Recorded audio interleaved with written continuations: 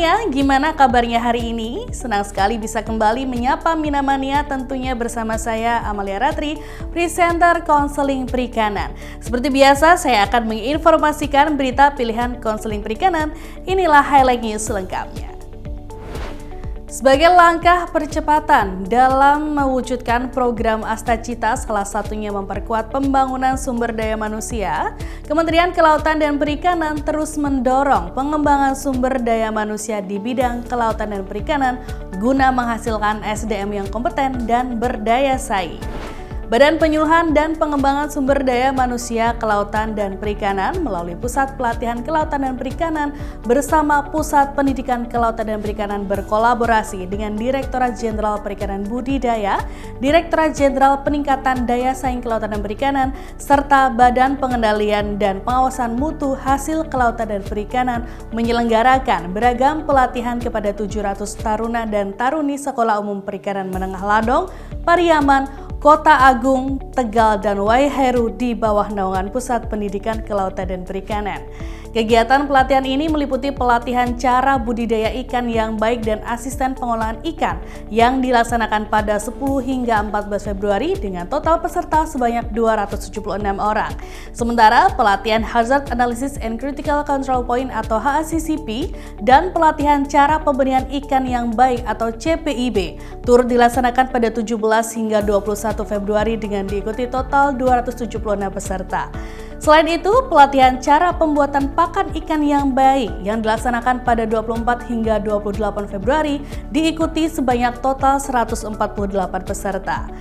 Pelatihan ini dilaksanakan secara daring dari lokasi masing-masing.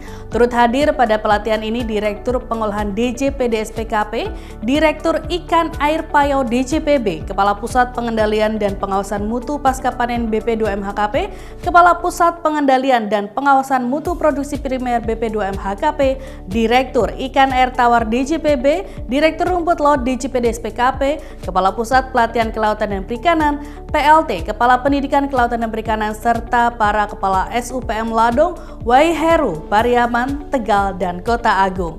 Melalui pelatihan yang telah diselenggarakan ini, diharapkan para peserta pelatihan mampu menjadi SDM yang kompeten dan berdaya saing di sektor kelautan dan perikanan.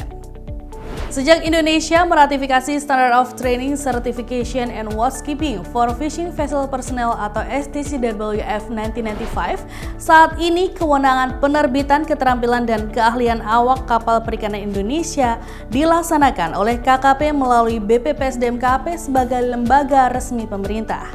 BPPSDMKP melalui Puslat KP telah melakukan peningkatan kompetensi bagi awak kapal perikanan untuk memperoleh sertifikat guna mendapatkan pengakuan berlayar di kapal dalam maupun luar negeri.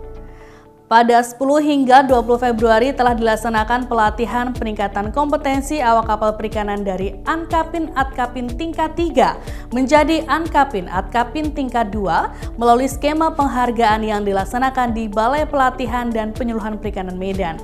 Diikuti sebanyak 72 peserta yang sebelumnya telah memiliki pengalaman minimal 3 tahun sebagai nahkoda kapal dan kepala kamar mesin serta memegang sertifikat Ankapin Atkapin 3. Para peserta pelatihan ini melakukan peningkatan keterampilan dan keahlian ke level sertifikat Ankapin Atkapin 2. Pengalaman para AKP ini sebagai nilai untuk menjadi bagian dari jam pelatihan secara keseluruhan dari jam pelatihan sertifikasi Ankapin dan Atkapin 2. Sebagai informasi, pelatihan peningkatan kompetensi awak kapal perikanan menggunakan skema penghargaan ini merupakan skema yang diterapkan pertama kali di BP3 Medan. Kementerian Kelautan dan Perikanan terus menjalin kerjasama dengan Japan International Cooperation Agency atau JICA melalui proyek yang bertajuk The Project for Promoting Sustainable Fisheries Development in Outer Island of Indonesia. BPSDMKP melalui Puslat KP aktif mendukung implementasi salah satu ruang lingkup proyek, yaitu peningkatan kapasitas pengelola dan pengguna sentra kelautan dan perikanan terpadu atau SKPT yang berada di 6 lokasi diantaranya SKPT Biak, Natuna, Morotai, Sabang, Saumlaki, dan SKPT Moa.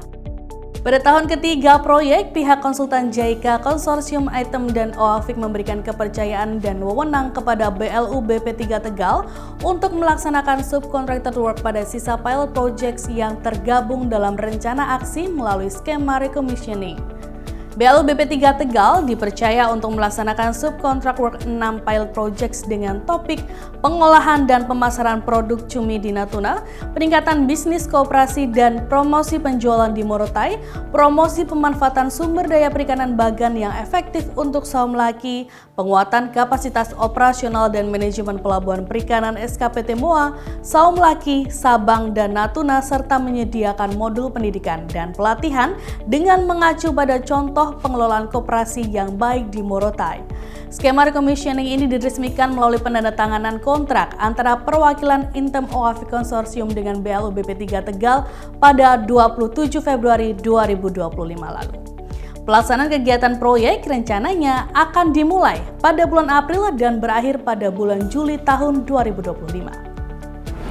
Menteri Kelautan dan Perikanan telah menetapkan Corporate University melalui keputusan nomor 84 tahun 2024 pada 9 Desember 2024 tentang Corporate University KKP.